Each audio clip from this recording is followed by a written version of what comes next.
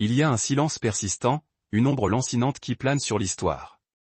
Ce n'est pas le silence de l'oubli passif, mais un mutisme pesant, lourd non seulement d'absence, mais d'une omission calculée, presque chirurgicale. Ce silence enveloppe la figure de Marie de Magdala comme un linceul dense, suggérant que l'acte même de se souvenir d'elle avec trop de clarté représentait un risque, une menace pour l'ordre établi. Pourtant, elle surgit avec une clarté éclatante dans les évangiles canoniques, décrite comme une figure de force inébranlable, la toute première à témoigner de la résurrection du Christ, celle à qui fut confié le message fondateur destiné à transformer le monde. Et puis, aussi soudainement qu'elle était apparue, elle s'évanouit. La question résonne à travers les siècles et les esprits, qu'est-il advenu de Marie de Magdala après ce moment sismique de l'histoire chrétienne? Comment une figure si centrale a-t-elle pu s'éclipser des annales officielles, alors que d'autres apôtres ont bénéficié de récits détaillés de leur martyre, de l'attribution d'épîtres et de l'établissement d'héritages gravés dans la pierre et les Écritures? Ce n'est pas un oubli fortuit.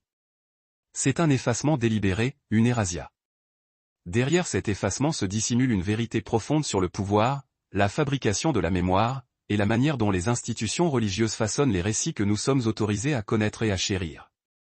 Si cette histoire occultée vous captive déjà, prenez un instant pour soutenir ce voyage de révélation. Abonnez-vous à la chaîne pour ne rien manquer de ce qui va être dévoilé. Dites-nous dans les commentaires de quelle région du monde vous nous écoutez et quelle heure il est chez vous. Alors que vous entendez ces mots, veillez-vous tard ou commencez-vous votre journée avec ces questions que l'histoire a ensevelies? Et si ce mystère vous saisit autant qu'il a saisi les générations précédentes, partagez cette vidéo. Diffusez cette histoire qui n'était pas destinée à être racontée. Parce que si vous êtes encore avec nous, c'est que vous comprenez déjà qu'il y a plus de vérité derrière ce titre que la plupart n'oseraient l'admettre. Marie de Magdala n'était pas un personnage secondaire. Elle est mentionnée dans les évangiles canoniques plus souvent que la majorité des apôtres masculins. Elle se tenait au pied de la croix quand presque tous les autres avaient fui. Elle se rendit au tombeau avant l'aube, alors que les hommes se cachaient encore. Elle fut la première à voir le Christ ressuscité et fut chargée de proclamer ce message aux autres disciples. Dans un monde où le témoignage des femmes n'était pas recevable devant un tribunal, elle est devenue la première héros de l'événement le plus transformateur de l'histoire chrétienne. Et pourtant, son nom n'apparaît dans aucun des premiers conciles de l'Église. Aucune épître ne lui est attribuée. Il n'existe aucun récit officiel de sa mort. Aucune trace de sa sépulture. Aucune reconnaissance formelle de son rôle avant des siècles. L'Église a commémoré la crucifixion inversée de Pierre. La décapitation de Paul. La mort par l'épée de Jacques. Mais concernant Marie de Magdala, les archives sont soit muettes, soit fragmentaires. Ce silence exige d'être questionné. Pendant près de 2000 ans, chrétiens, universitaires, mystiques et simples curieux se sont interrogés sur la femme qui a vu le Christ ressuscité puis a semblé s'évanouir. Fut-elle réduite au silence parce que sa vérité était trop subversive, trop dérangeante pour l'ordre naissant? Sa voix était-elle dangereuse parce qu'elle témoignait de quelque chose qui ne pouvait être contrôlé par l'homme? Si Pierre est devenu la pierre sur laquelle l'Église fut bâtie, que signifie le fait que Jésus ait envoyé Marie la première avec la nouvelle de sa résurrection? Si elle fut le premier apôtre au sens littéral, celle qui est envoyée porter un message, pourquoi son autorité n'a-t-elle jamais été institutionnalisée? Quelles forces ont conspiré pour étouffer son héritage? Et que révèlent ces forces sur la construction et la manipulation de la mémoire religieuse? Nous devons nous souvenir que l'histoire n'est jamais neutre. Chaque document, chaque omission, chaque décision conciliaire reflète les valeurs et les priorités des hommes qui les ont produits. L'Église primitive, luttant pour survivre et se définir dans le cadre politique et culturel de l'Empire romain, a progressivement adopté les structures hiérarchiques de ce monde. À mesure que cette institution patriarcale se solidifiait, l'autorité spirituelle des femmes, et particulièrement celle comme Marie de Magdala, est devenue une menace existentielle. Sa présence dans les évangiles était trop indéniable pour être totalement effacée. Alors, elle fut remodelée. Au fil du temps, son image fut adoucie, redirigée, puis déformée au-delà de la reconnaissance. Ce qui avait été un témoignage direct devint une pécheresse éplorée. Ce qui avait été un leadership spirituel fut transformé en pénitence. Et ce qui avait été l'histoire devint un mythe utile à la doctrine. Mais ce mythe n'est pas né du hasard. Il fut méticuleusement construit. En l'an 591, le pape Grégoire Ier le Grand prononça une homélie qui allait résonner à travers les âges et fixer la perception occidentale. Dans ce sermon, il opéra la fusion de trois femmes distinctes des évangiles, Marie de Béthanie, la pécheresse anonyme qui oint les pieds de Jésus, et Marie de Magdala, en une seule figure composite. Il la déclara prostituée, une femme dont la grandeur résidait non pas dans son courage ou son autorité, mais uniquement dans sa repentance ostensible. Cette fusion était dénuée de tout fondement textuel. Les évangiles n'identifient jamais Marie de Magdala comme une prostituée. Et pourtant, cette image s'est perpétuée pendant des siècles. Elle est devenue la représentation dominante au sein de l'Église d'Occident. L'art, la littérature et la liturgie l'ont absorbée et renforcée jusqu'à ce que la véritable Marie de Magdala soit presque entièrement ensevelie sous ce récit moralisateur. Cependant, malgré tous ces efforts de réécriture, des traces de sa véritable histoire ont survécu. Dans la tradition orthodoxe orientale, elle n'a jamais été confondue avec la femme pécheresse. Elle est restée une disciple vénérée, une égale des apôtres, is apostolos. Dans les anciens écrits gnostiques découverts au XXe siècle, elle n'apparaît pas comme une courtisane repentie, mais comme une enseignante, une visionnaire, quelqu'un à qui des enseignements secrets et une perspicacité spirituelle unique ont été confiés. Ces textes, jadis cachés ou rejetés comme hérétiques, sont lentement en cours de réévaluation. Ils offrent des aperçus séduisants d'un christianisme primitif très différent, où Marie de Magdala n'était pas une note de bas de page, mais un pilier central. Ce projet n'a pas pour but de réécrire le passé pour l'adapter aux sensibilités modernes. Il s'agit de restaurer ce qui a été perdu, de reconnaître ce qui a été délibérément étouffé, et d'honorer ce qui a survécu à l'état de fragment. Quand nous nous demandons pourquoi l'Église n'a jamais préservé le récit de sa mort, nous nous demandons en réalité quel type d'autorité elle représentait. Était-ce l'autorité qui découle du pouvoir institutionnel, ou celle qui émane de l'expérience directe du divin, personnelle et intime? L'histoire de Marie de Magdala nous interpelle parce qu'elle pointe vers une forme de spiritualité non médiatisée par la hiérarchie cléricale et c'est peut-être cela, plus que tout, qui a nécessité son silence. Des traditions orales préservées, d'anciens manuscrits, et des cultes locaux suggèrent pourtant des destins possibles. Certains affirment qu'elle a fui en Gaule avec d'autres disciples après la résurrection, dérivant sur une embarcation sans voile pour atterrir par providence divine sur les côtes du sud de la France, en Provence. D'autres racontent qu'elle a vécu ces dernières années dans une grotte, en solitude contemplative. Ces récits, bien que n'appartenant pas au canon officiel, ont été transmis avec une cohérence remarquable dans des lieux comme la Provence. Ils parlent d'une femme qui est restée fidèle, non pas dans l'arène publique du martyre, mais dans la persistance silencieuse d'une vie consacrée à la mémoire et au mystère. Sa fin n'a peut-être pas été violente, mais elle fut tragique d'une autre manière, la tragédie d'être oubliée par la tradition même qu'elle avait contribué à enfanter. Nous entamons donc ce voyage non seulement pour découvrir comment Marie de Magdala est morte, mais pour comprendre ce que son silence nous révèle. Qu'y avait-il de si menaçant dans sa présence? Pourquoi son témoignage devait-il être minimisé? Quelle vérité portait-elle qui était trop embarrassante pour être préservée? Il ne s'agit pas de théorie du complot ou de sensationnalisme gratuit. Il s'agit d'honorer la complexité historique et de récupérer les voix exclues du récit officiel. Il s'agit de regarder directement les lacunes et de se demander pourquoi elles existent et à qui elles profitent. Ce que vous êtes sur le point de découvrir est une histoire qui se tisse entre le fait avéré et la mémoire chuchotée, entre l'écriture canonique et les murmures apocryphes. C'est l'histoire non seulement du destin d'une femme, mais aussi de la manière dont la foi, la politique institutionnelle et le pouvoir se sont entremêlés pour façonner l'histoire qu'on nous a enseignée. Marie de Magdala a beau avoir été réduite au silence par l'histoire, sa voix résonne encore dans les textes exhumés des sables du désert, dans la dévotion tenace de ceux qui refusent d'oublier, et peut-être le plus puissamment, dans les questions que nous nous sentons toujours obligés de poser. L'histoire de Marie de Magdala n'a pas été perdue par accident.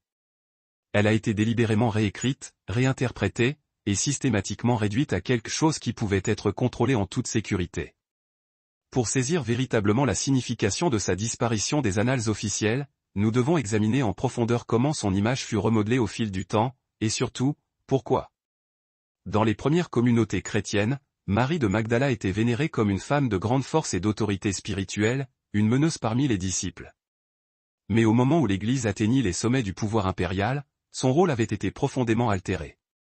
Elle n'était plus le premier témoin de la résurrection, plus l'apôtre des apôtres. Elle était devenue un symbole de péché, l'archétype de la prostituée repentante. Et son autorité en tant qu'enseignante avait été balayée au profit d'un récit de rédemption personnelle. Il ne s'agissait pas d'une simple évolution théologique. C'était une stratégie calculée, une méthode pour préserver l'ordre patriarcal émerge de l'Église des implications dangereuses qu'aurait pu véhiculer son exemple. Dans les évangiles, Marie de Magdala est clairement distinguée des autres figures féminines. La femme anonyme chez Luc qui oint les pieds de Jésus avec ses larmes n'est jamais nommée. Marie de Béthanie, la sœur de Marthe et de Lazare, est également traitée comme un personnage distinct. Il n'y a aucune justification scripturaire pour fusionner ces trois femmes. Aucune.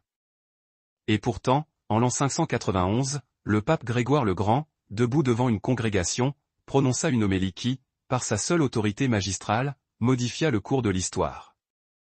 Il décréta que les trois femmes n'étaient qu'une seule et même personne. Que Marie de Magdala était la femme pécheresse, la Harlot, qui avait pleuré aux pieds de Jésus, et que sa grandeur résidait non pas dans son témoignage de la résurrection, mais dans sa repentance face au péché. Cette interprétation n'avait aucune base textuelle dans les évangiles canoniques. C'était une pure fabrication, mais une fabrication d'une puissance incroyable. Elle offrait aux fidèles un modèle de sainteté féminine basé sur la pénitence et la soumission, et non sur le leadership ou l'autorité spirituelle. Elle détournait l'attention de son rôle apostolique pour la focaliser sur ses prétendues fautes morales, qu'elles fussent réelles ou imaginaires. Pendant des siècles, cette version de Marie de Magdala a dominé le christianisme occidental. Les artistes la peignaient avec de longs cheveux flottants, les pieds nus et les yeux embués de larmes. Les prédicateurs louaient son renoncement au péché sexuel, utilisant son histoire comme une leçon morale pour des générations de femmes. Mais quelque chose d'essentiel fut perdu dans ce processus. La femme qui s'était tenue au pied de la croix quand les autres avaient fui, qui avait été la première à proclamer la résurrection, était désormais réduite à une mise en garde sur la luxure et le besoin de pardon. Sa force fut ensevelie sous des couches de honte et de moralisme rigide. Le leadership dont elle avait fait preuve fut recadré comme un excès émotionnel. Sa dévotion fut minimisée et rejetée comme le simple produit d'une conscience coupable. Pourquoi cela s'est-il produit? Pourquoi fut-il nécessaire de réinterpréter si radicalement l'histoire d'une femme qui était pourtant fondamentale pour le mouvement chrétien initial? La réponse réside dans la transformation de l'Église primitive, d'un mouvement charismatique vaguement organisé en une institution structurée et strictement hiérarchique. À mesure que l'Église gagnait en influence et en pouvoir, elle commença à refléter les structures politiques et culturelles du monde romain, un monde profondément patriarcal. Le leadership féminin, surtout spirituel, était perçu comme désordonné, voire intrinsèquement dangereux. La proéminence de Marie de Magdala remettait en question le récit d'une autorité apostolique exclusivement masculine. Elle était une menace non seulement pour l'orthodoxie théologique naissante, mais pour l'architecture même du pouvoir ecclésiastique. Des preuves de ces tensions subsistent dans les écrits chrétiens primitifs qui furent exclus du canon biblique. L'un de ces textes est l'Évangile de Marie, un manuscrit fragmentaire découvert à la fin du XIXe siècle et éclairé par la bibliothèque de Nag Hammadi trouvée en Égypte en 1945.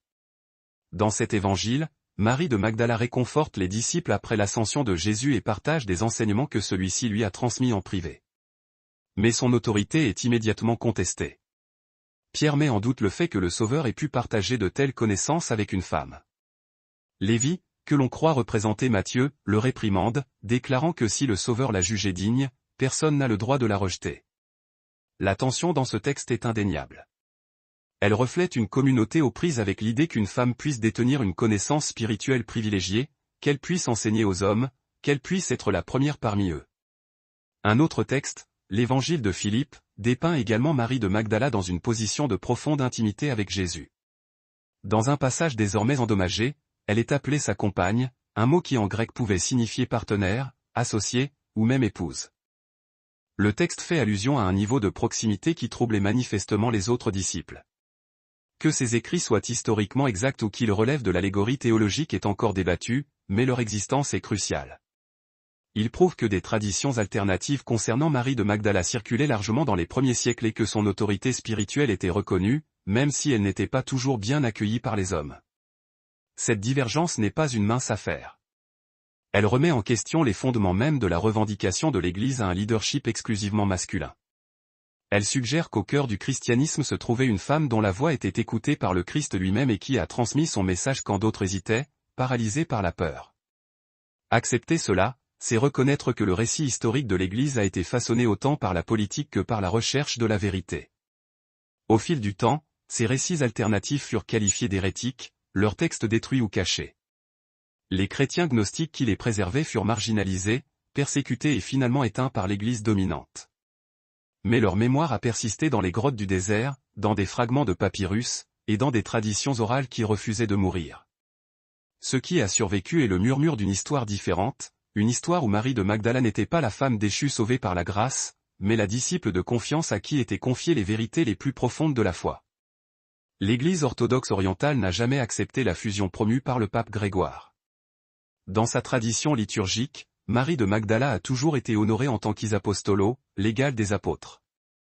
Elle est célébrée non pour ses péchés passés présumés, mais pour son courage et son témoignage sans faille. Cette divergence entre l'Orient et l'Occident révèle à quel point l'image de Marie de Magdala a été façonnée par des forces culturelles et politiques plutôt que par une nécessité théologique intrinsèque. Ce n'est pas son histoire qui a changé, mais les valeurs et les structures de pouvoir des sociétés qui la racontaient. Le fait de réécrire l'histoire de Marie de Magdala en la dépeignant comme une prostituée a peut-être servi les objectifs d'une église patriarcale naissante, mais cela a fait violence à la vérité de qui elle était. Cela a dénié aux générations futures la possibilité de la voir comme un modèle de leadership spirituel légitime. Cela l'a réduite à un archétype qui maintenait les femmes dans des positions de soumission et de pénitence plutôt que d'autonomisation et d'autorité. La tragédie n'est pas seulement historique. Elle a eu des répercussions sur des siècles, façonnant la manière dont des millions de personnes comprennent la sainteté, le leadership et le genre lui-même. Mais la vérité a le don de refaire surface, grâce au travail des chercheurs, à la découverte de textes anciens et à la persistance des traditions alternatives. L'image originale de Marie de Magdala est en cours de récupération, non pas comme une sainte réinventée pour les sensibilités modernes, mais comme la femme que les évangiles et les premières communautés chrétiennes avaient réellement mémorisée, fidèle, intrépide, et appelée par son nom par le Christ ressuscité. Sa voix revient. Non pas parce que l'histoire l'a permis, mais parce que la vérité ne peut jamais rester enterrée éternellement. Avant de pouvoir comprendre pourquoi l'Église a laissé Marie de Magdala disparaître des récits officiels, nous devons d'abord nous confronter à qui elle était vraiment. Cela implique de se défaire de près de 2 millénaires de mythes accumulés, de distorsions, et de déviations théologiques. Cela signifie revenir aux sources qui ont préservé sa mémoire, non seulement les évangiles, mais aussi la géographie, l'archéologie et le contexte social de son époque. Marie de Magdala n'était pas une figure marginale repêchée par la grâce. Elle était une femme d'un certain statut, indépendante, et d'une dévotion sans faille. Les auteurs du Nouveau Testament se souvenaient d'elle par son nom, un honneur partagé par très peu. Sa présence aux moments les plus critiques de la vie de Jésus révèle une personne dont le rôle était tout sauf secondaire. Son nom, Magdeleine, Magdalène, n'est pas un nom de famille, mais une désignation géographique, signifiant qu'elle était originaire de Magdala, une ville de pêche florissante sur la rive occidentale de la mer de Galilée. Loin d'être un village oublié, Magdala était un centre commercial prospère. De récentes fouilles archéologiques ont découvert une synagogue du 1er siècle, des bassins de pêche, et des preuves d'une économie florissante. Cela confirme l'affirmation de Luc, chapitre, émoticône n'en croyant pas ses yeux, selon laquelle Marie faisait partie des femmes qui soutenaient le ministère de Jésus par leurs propres moyens financiers. Ce détail souvent négligé signale son autonomie économique à une époque où la plupart des femmes dépendaient de leurs parents masculins. Marie de Magdala n'était pas seulement libre de suivre Jésus, elle finançait son œuvre. Mais les évangiles nous disent aussi autre chose. Dans le même passage de Luc, il est écrit que Jésus a chassé 7 démons d'elle. Dans les termes modernes, cette phrase a souvent été interprétée comme une métaphore d'une profonde souffrance spirituelle ou psychologique, peut-être une maladie mentale ou physique dévastatrice. Dans la tradition juive, le chiffre 7 symbolisait l'exhaustivité, la complétude. La phrase pourrait donc impliquer que sa guérison fut totale et radicalement transformatrice. Quelle que fût la nature exacte de son affliction, le résultat était clair, elle est devenue l'une des disciples les plus dévouées de Jésus. Cette transformation n'est pas celle du péché vers la vertu, mais de la souffrance vers l'intégrité, du désespoir vers la dévotion. À partir de ce moment, elle n'était plus seulement une bénéficiaire de la grâce. Elle en est devenue le vecteur. Cela devient encore plus puissant lorsque nous considérons son rôle pendant la crucifixion et la résurrection. Dans les 4 évangiles canoniques, Marie de Magdala est présente au pied de la croix. Quand la plupart des disciples masculins s'étaient enfuis, elle est restée. Elle se tenait aux côtés de la mère de Jésus et d'autres, observant dans la douleur et la solidarité. Elle a vu l'endroit où il a été enterré. Elle s'est préparée à oindre son corps, apportant des épices au tombeau, et elle fut la première à trouver la pierre roulée. Dans le récit de Jean, elle est la première à voir le Christ ressuscité. C'est à elle que Jésus parle en premier. C'est elle qui l'envoie vers les autres disciples. À cet instant précis, il lui confie non pas une parabole ou une vérité abstraite, mais le message le plus vital de l'histoire chrétienne. Va vers mes frères, dit-il, et dis-leur. Historiquement et théologiquement, ce moment est sismique. En grec, le mot « apôtre » apostolo signifie « celui qui est envoyé ». Selon cette définition stricte, Marie de Magdala fut le premier apôtre, non pas au sens figuré, mais au sens littéral. Elle fut envoyée avec la nouvelle que Jésus était ressuscité. Elle est devenue, elle, apôtre des apôtres, Apostola Apostolorum, un titre repris plus tard par Hippolyte de Rome au IIIe siècle et préservé dans les traditions liturgiques de l'Église d'Orient. Les implications sont ahurissantes. Si le fondement de la foi chrétienne est la résurrection, et que Marie de Magdala fut la première à la proclamer, alors elle n'était pas un personnage secondaire. Elle était fondamentale. Le christianisme a commencé, dans un sens très réel, par la voix d'une femme. Et pourtant, malgré tout cela, son héritage fut étouffé. Non pas parce que ses actions étaient insignifiantes, mais parce qu'elles étaient trop significatives. Dans une culture où les femmes ne pouvaient pas témoigner légalement devant les tribunaux, où leur autorité religieuse était minimale, Marie de Magdala a défié toutes les attentes sociales et religieuses. Jésus lui a confié le témoignage le plus crucial. L'Église primitive a conservé ce souvenir. Mais les structures ecclésiastiques ultérieures ont enterré ses implications. Son rôle fut toléré dans les Écritures, mais neutralisé dans l'interprétation officielle.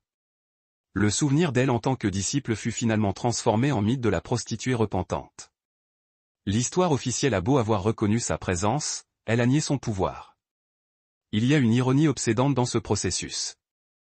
La chose même qui rendait Marie de Magdala remarquable, sa proximité avec Jésus, la force de son témoignage, son leadership précoce est devenue la raison pour laquelle elle a ensuite été diminuée. Une femme qui avait vu et entendu trop de choses. Une femme à qui des secrets avaient été confiés. Une femme qui portait une connaissance divine dans un monde peu disposé à la recevoir de quelqu'un comme elle. Dans les textes chrétiens primitifs extérieurs au Nouveau Testament, cette idée revient sans cesse, elle est celle qui comprend, celle qui enseigne, celle qui voit ce que les autres ne peuvent pas percevoir. Et à cause de cela, son histoire fut non seulement réduite au silence, mais profondément redéfinie. Le nom de Marie de Magdala apparaît 12 fois dans les évangiles canoniques, plus que celui de la plupart des apôtres masculins. Dans chaque liste de femmes disciples, son nom est toujours mentionné en premier. Ce n'est pas un hasard. Dans les textes anciens, l'ordre du nom signale souvent l'importance. Elle était la chef de file des femmes qui suivaient Jésus, un groupe qui comprenait Jeanne, Suzanne, et d'autres encore qui osèrent défier les attentes culturelles de leur époque pour soutenir un enseignant itinérant. Ces femmes n'étaient en rien des accompagnatrices passives ou de simples auxiliaires. Elles étaient des disciples à part entière, dotées d'une ferveur et d'une intelligence spirituelle profonde. Pourtant, c'est Marie de Magdala qui s'impose avec la plus grande constance comme la figure dominante parmi elles, celle qui alliait une dévotion sans faille à une initiative audacieuse et résolue. À une époque où les femmes étaient largement bannies de toute position de leadership religieux formel et structuré, Marie de Magdala représentait une figure véritablement révolutionnaire, une subversion vivante de l'ordre établi. Son témoignage était si incontestable, si enraciné dans le fait brut de la résurrection, que même les plus anciens rédacteurs des évangiles canoniques ne purent l'occulter totalement. Mais avec le temps, l'Église naissante, animée par un besoin croissant de contrôle institutionnel et d'uniformité doctrinale, trouva son héritage profondément incommode. À mesure que l'Église s'alignait sur la puissance romaine, structurellement patriarcale, et adoptait ses valeurs, elle ne pouvait plus célébrer ouvertement une femme qui avait été la première à prêcher la résurrection. Au lieu de cela, elle choisit de préserver sa présence dans les textes sacrés tout en la dépouillant méthodiquement de son autorité spirituelle et de sa capacité d'interprétation. Pour comprendre la raison de l'absence de toute trace de sa mort dans les registres officiels, il faut d'abord reconnaître la manière dont sa vie même était déjà soumise à un processus d'effacement discret mais efficace. Son histoire ne fut pas perdue, mais elle fut conservée en fragments épars, disséminés à travers les évangiles synoptiques, les textes gnostiques, et les traditions orales tenaces des communautés locales. Chaque fragment révélait une femme qui n'était pas seulement présente, mais puissante, non seulement fidèle, mais foncièrement intrépide. Elle se tenait au cœur même de la matrice de l'histoire chrétienne, et non à ses marges. Et c'est précisément cette position centrale, radicalement affirmée, qui devint inacceptable pour la structure ecclésiale institutionnelle en formation. Ce qui émerge alors n'est pas seulement une biographie réhabilitée, mais un puissant symbole. Marie de Magdala incarne la tension fondamentale et irréductible entre l'inclusivité radicale et l'esprit de subversion du ministère de Jésus, et la structure hiérarchique et doctrinale rigide qui s'est mise en place ultérieurement. Elle est un rappel vivant de ce qui fut possible à l'aube du mouvement et l'égalité des disciples et de ce qui fut perdu au fil des siècles. Sa vie évoque un christianisme enraciné dans l'expérience mystique, dans la transformation personnelle profonde et dans l'intimité spirituelle directe avec le divin. Une foi qui n'était pas nécessairement médiatisée par des institutions et des sacerdoces établis, mais qui naissait de la rencontre personnelle et sans intermédiaire avec le sacré. Voilà qui était véritablement Marie de Magdala, non pas la prostituée pénitente de la légende médiévale tardive, mais la première à proclamer la résurrection. Une chef parmi les disciples, une femme jouissant d'une richesse et d'une indépendance sociale certaine, dotée d'une perspicacité spirituelle sans précédent. Elle fut celle qui resta, celle qui pleura, celle qui vit. Réhabiliter sa véritable histoire ne consiste pas simplement à corriger une erreur historique anecdotique. C'est restaurer une vérité fondatrice qui modifie profondément notre compréhension de l'ensemble du récit chrétien. Le silence qui entoure son existence dans l'histoire officielle n'est pas qu'une perte historique. C'est un avertissement retentissant, un appel pressant à écouter avec une attention renouvelée les voix qui ont été délibérément exclues ou marginalisées. C'est un rappel que ce qui est oublié est souvent ce qui importait le plus. Après la résurrection et l'ascension de Jésus, le Nouveau Testament ne fournit pratiquement aucune information sur le devenir de Marie de Magdala. Les textes canoniques deviennent muets, et l'histoire institutionnelle de l'Église primitive se déroule sans elle. Mais le silence des écritures officielles ne signifie pas que l'histoire s'achève. Dans les collines escarpées et sur les côtes balayées par le vent du sud de la France, un récit entièrement différent fut conservé avec soin. Une narration transmise non par des évêques ou des conciles, mais par le souffle persistant et la mémoire tenace des communautés locales. Selon l'une des traditions chrétiennes les plus anciennes et les plus durables en dehors du canon scripturaire, Marie de Magdala n'a pas disparu dans l'oubli. Elle aurait entrepris un long voyage vers l'ouest par la mer, trouvant refuge et un sanctuaire spirituel dans ce que l'on appelle aujourd'hui la Provence. Là, loin des temples de Jérusalem et des centres de pouvoir politique de Rome, elle aurait vécu ses dernières années dans l'exil choisi, la contemplation et un témoignage d'une discrétion absolue. Cette histoire n'est pas le fruit d'une fantaisie médiévale tardive. Les premières versions écrites de cette légende remontent au VIe siècle, et il existe de bonnes raisons de croire que les traditions orales qui les sous-tendent sont bien plus anciennes encore. La légende débute par une fuite désespérée. Après la crucifixion, les disciples de Jésus étaient confrontés à une hostilité croissante et violente à Jérusalem. Les autorités qui avaient exécuté leur maître n'étaient guère susceptibles d'épargner ses plus proches fidèles. Dans ce contexte de persécution montante, un groupe des compagnons les plus proches de Jésus s'enfuit. Parmi eux, selon la tradition provençale, se trouvaient Marie de Magdala, Marie Salomé, Marie Jacobée, et quelques autres compagnons fidèles. Certaines versions du récit mentionnent également Lazare, Marthe et Maximin, un disciple ultérieurement considéré comme un saint. Les autorités romaines, peu désireuses de procéder à des exécutions publiques qui auraient pu créer des martyrs, mais impatientes de les voir disparaître, les placèrent sur un bateau dépourvu de voile et de rames, et les abandonnèrent à la merci des flots, s'attendant à ce que la mer les engloutisse. Mais la mer ne les réclama pas. La tradition raconte que le groupe, guidé miraculeusement par une providence divine manifeste, accosta sur les rivages de la Gaule, près de ce que l'on nomme aujourd'hui Sainte-Marie de la Mer. Cette zone marécageuse et balayée par le vent, au cœur de la région de la Camargue, porte encore l'empreinte de leur arrivée sacrée. Un sanctuaire s'y dresse depuis des siècles, attirant des pèlerins qui vénèrent les femmes connues collectivement sous le nom des « Trois Maries ». L'un des aspects les plus singuliers et les plus riches de cette tradition est l'inclusion de Sarah la Kali, une servante à la peau sombre qui accompagnait le groupe. Elle est vénérée tout particulièrement par les peuples roms comme une figure sainte, et chaque année, des milliers de personnes se rassemblent pour porter sa statue dans la mer, dans une reconstitution symbolique du débarquement sacré. Bien que souvent négligés par la théologie universitaire dominante, ces rituels reflètent une mémoire profonde, persistante et populaire, un sentiment inébranlable que ce lieu, distant et sauvage, fut touché par une présence sainte. Ce qui confère à cette légende une crédibilité durable n'est pas simplement sa longévité, mais sa cohérence surprenante avec la réalité historique et géographique. Les routes commerciales méditerranéennes au 1er siècle étaient étendues et très actives, et la région de la Provence entretenait depuis longtemps des connexions maritimes établies avec la Méditerranée orientale. Les preuves archéologiques confirment que des communautés juives étaient présentes dans le sud de la Gaule bien avant le 1er siècle. Il n'est donc absolument pas invraisemblable que des réfugiés fuyant la persécution en Judée aient pu trouver un refuge sûr dans cette région côtière. Les traditions locales qui se sont cristallisées autour de Marie de Magdala sont étonnamment spécifiques. Elles ne décrivent pas une femme en quête de notoriété ou d'influence politique. Elles parlent au contraire de quelqu'un qui vécut dans la retraite et l'anonymat, loin des centres politiques et ecclésiastiques naissants du christianisme. Cette absence des registres de l'histoire ecclésiastique commence alors à prendre tout son sens. Elle n'était ni à Antioche, ni à Alexandrie, ni à Rome. Elle était dans les forêts profondes et les grottes des massifs montagneux du sud de la France, là où la structure ecclésiale n'avait pas encore étendu son emprise, et où le souvenir des tout premiers jours demeurait intact, non contaminé par la hiérarchie. Selon cette tradition bien établie, après leur arrivée, le groupe se dispersa pour évangéliser la région.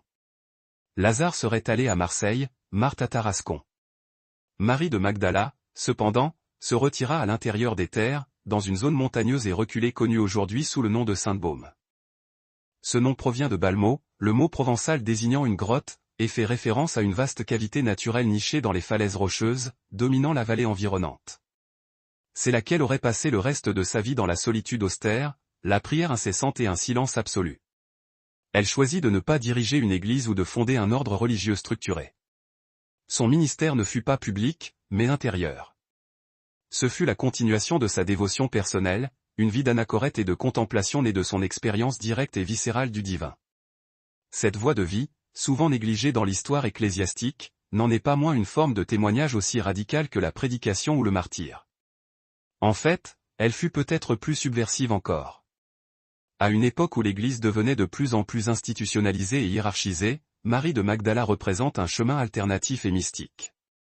Elle ne rechercha ni statut ni reconnaissance formelle. Son autorité spirituelle émanait de son expérience vécue, d'avoir vu le Christ ressuscité de ses propres yeux, d'une mémoire qu'elle portait dans ses os. Elle n'a pas construit de cathédrale ni écrit d'évangile officiel. Mais dans sa solitude, elle a préservé quelque chose de plus précieux, un souvenir non filtré de Jésus qui n'était pas encore soumis à la doctrine ou passé au tamis des conciles. La légende raconte qu'elle vécut dans une communion constante avec le ciel, étant enlevée 7 fois par jour par des anges pour entendre les chants du divin. Bien que cette partie du récit soit clairement symbolique et poétique, elle reflète la profonde vénération spirituelle associée à sa présence. Le nombre 7, répétant le nombre de démons qui auraient été chassés d'elle, suggère l'achèvement. Un parcours spirituel qui avait accompli son cycle complet. Il est tentant pour les lecteurs modernes de rejeter de telles traditions comme de pure fantaisie ou des inventions pieuses. Mais la persistance inébranlable de ces histoires à travers les générations et les cultures suggère une réalité plus profonde. Des pèlerins se rendent à la grotte de la Sainte-Baume depuis plus de 1500 ans.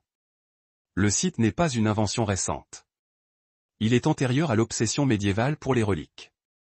Il existe parce que des gens se sont souvenus, parce que quelqu'un l'a raconté à quelqu'un d'autre, parce que la mémoire a perduré même lorsque l'Église institutionnelle l'a oublié ou ignoré. C'est souvent ainsi que la vérité survit, non pas sur la pierre gravée ou le parchemin officiel, mais dans la chaîne ininterrompue de la transmission humaine, surtout au sein des communautés trop marginales pour être entendues par les puissants. Au XIIIe siècle, la tradition locale reçut néanmoins une reconnaissance institutionnelle lorsque le prince Charles de Salerne, futur Charles II de Naples, ordonna des fouilles à la basilique de Saint-Maximin-la-Sainte-Baume. Selon les registres, des reliques considérées comme étant celles de Marie de Magdala furent découvertes. Qu'elles soient authentiques ou non est une question secondaire, relevant de l'archéologie ou de la foi. Ce qui importe, c'est que l'Église, après des siècles de silence et de doute, reconnaissait enfin la possibilité qu'elle ait vécu et soit morte en Provence. Cette reconnaissance a ravivé l'intérêt, mais elle n'a pas effacé la vérité plus ancienne selon laquelle son histoire avait survécu dans l'ombre, préservée non par les théologiens érudits, mais par les villageois, les pèlerins et les mystiques. Pourquoi la Provence, de tous les lieux, est-elle devenue la dernière demeure terrestre de l'une des figures les plus importantes du christianisme? La réponse réside peut-être dans la nature même de l'exil. Le voyage de Marie de Magdala vers la France n'était pas un voyage de triomphe apostolique, mais un acte de survie spirituelle. Elle quitta Jérusalem non pas pour étendre un empire, mais pour trouver un endroit où sa mémoire ne serait pas effacée. Ce faisant, elle devint partie intégrante d'un autre type d'héritage chrétien, un héritage enraciné dans le silence, dans le mysticisme contemplatif et dans la transformation intérieure. Son exil n'était pas une punition. C'était un refuge, un espace où elle pouvait vivre le reste de ses jours en fidélité à une vérité qui n'avait pas encore été institutionnalisée. C'est là le paradoxe central de son histoire, la femme qui porta la première fois la bonne nouvelle n'a pas terminé sa vie à Rome ou à Constantinople. Elle l'a terminée dans le désert, sur une montagne, au fond d'une grotte. Et pourtant, en s'éloignant délibérément de l'histoire officielle, elle est devenue plus grande qu'elle. Sa mémoire ne fut pas inscrite dans le dogme, mais gravée dans les pierres de la grotte et murmurée à travers des siècles de dévotion populaire. Son exil, loin de la réduire au silence définitif, a permis à son récit de vivre là où il ne pouvait être contrôlé ou censuré. Le voyage de Marie de Magdala en Provence est plus qu'une légende régionale. C'est un miroir tendu à l'Église, reflétant un chemin qui n'a pas été emprunté, un chemin de contemplation, de leadership féminin par l'expérience, d'une foi libérée des chaînes de la hiérarchie.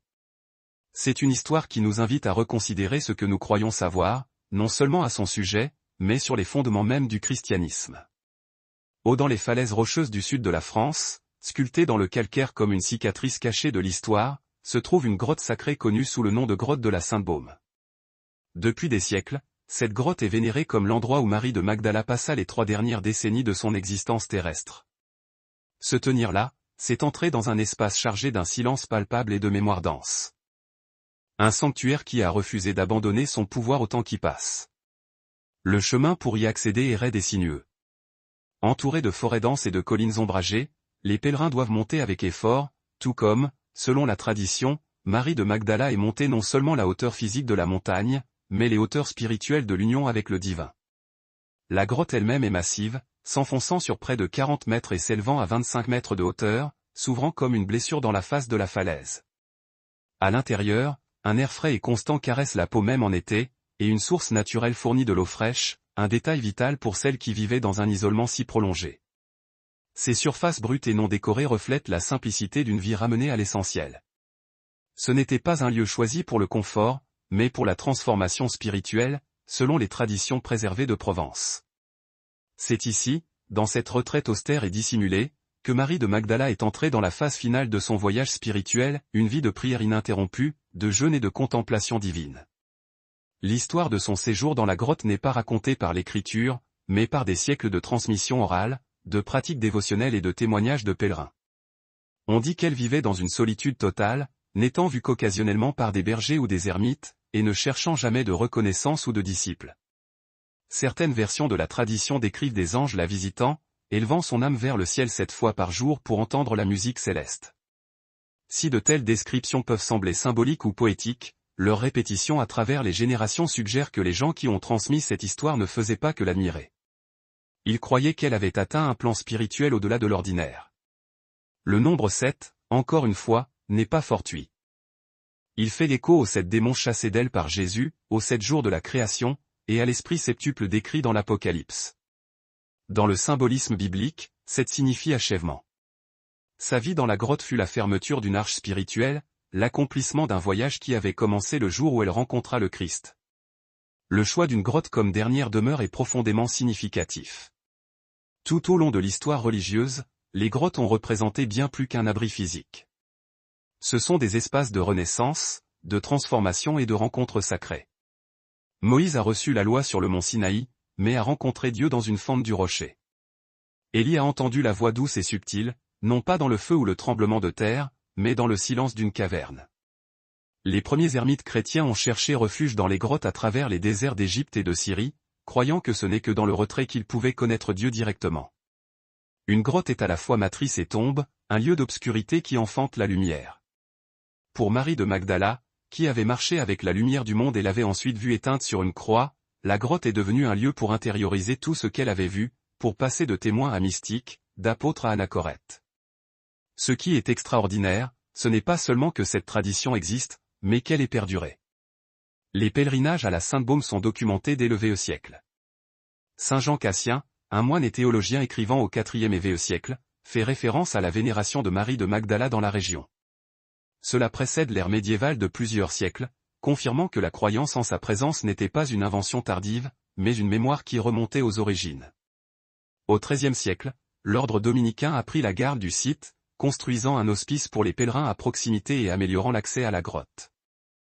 Pourtant, même à cette époque, la grotte elle-même fut laissée dans son état naturel et sauvage, un lieu épargné par la pompe ecclésiastique. Cette décision semble appropriée. Marie de Magdala, dont l'héritage fut déformé par la religion institutionnelle, trouve à la Sainte-Baume un espace au-delà de sa portée. La solitude qu'elle a choisie n'était pas celle du désespoir, mais celle de la révélation selon la tradition. Elle parlait peu, voire pas du tout. Lorsque des visiteurs se présentaient, des esthètes errants, d'humbles chercheurs ou ceux qui s'étaient perdus dans les bois, elle offrait de brèves paroles de bénédiction ou de tranquilles gestes de paix. Certains récits parlent d'elle rayonnant d'une lumière qui n'était pas de ce monde, ses cheveux poussés longs comme un manteau, ses yeux emplis du calme inébranlable de quelqu'un qui a vu ce qui ne peut être oublié. Contrairement aux apôtres masculins dont les morts furent publiques et souvent violentes, martyrs politiques, la vie de Marie de Magdala s'est achevée dans l'obscurité. Mais dans cette obscurité réside une autre forme de force spirituelle. Son martyre ne fut pas celui du corps, mais celui de la mémoire, celui d'être réduite au silence par le temps tout en n'étant jamais totalement oubliée. L'expérience physique de la grotte elle-même renforce ce récit. Ceux qui la visitent décrivent souvent une immobilité palpable qui semble défier toute explication. Ce n'est pas seulement le calme. C'est l'attente. Comme si les pierres se souvenaient de ses prières. Beaucoup de ceux qui gravissent la montagne le font non par obligation doctrinale, mais par désir ardent. Ils cherchent quelque chose que Marie de Magdala elle-même a incarné, la possibilité d'une communion directe avec le divin. Une foi non héritée, mais découverte dans l'expérience intime. Dans un monde de plus en plus saturé de bruit et de distractions, la grotte se dresse comme un monument à une autre voie. Elle interpelle ceux qui ressentent l'absence de profondeur dans la spiritualité moderne, offrant non pas des réponses théologiques, mais le silence, non pas la doctrine, mais la présence pure. Sa grotte est également un défi à notre obsession moderne pour le succès visible, la reconnaissance et l'impact mesurable. Marie de Magdala n'a pas terminé sa vie à la tête d'une église ou avec un parchemin à la main. Elle n'a laissé ni sermon, ni épître. Et pourtant, son influence perdure. Sa caverne est devenue un lieu de pèlerinage parce que les gens ont senti que quelque chose de sacré s'y était produit. Et c'est peut-être là le message plus profond de son histoire, que la grandeur dans la vie spirituelle ne se mesure pas à ce que nous construisons, mais à ce que nous devenons. Que les héritages les plus durables sont parfois écrits non dans des livres ou des monuments, mais dans les espaces silencieux où la transformation intérieure a lieu. Il est également important de noter que Marie de Magdala n'était pas entièrement seule.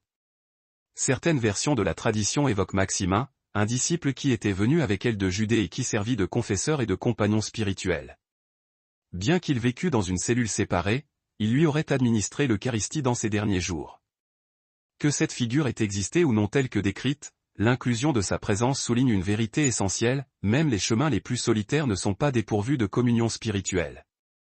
La solitude de Marie de Magdala n'était pas un isolement. C'était une immobilité choisie, façonnée par l'amour, soutenue par la mémoire, et rendue lumineuse par la rencontre divine. La grotte demeure aujourd'hui un témoignage vivant de ce choix. Les pèlerins du monde entier gravissent encore le sentier boisé pour l'atteindre. Ils laissent derrière eux des prières, des cierges, des marques de gratitude.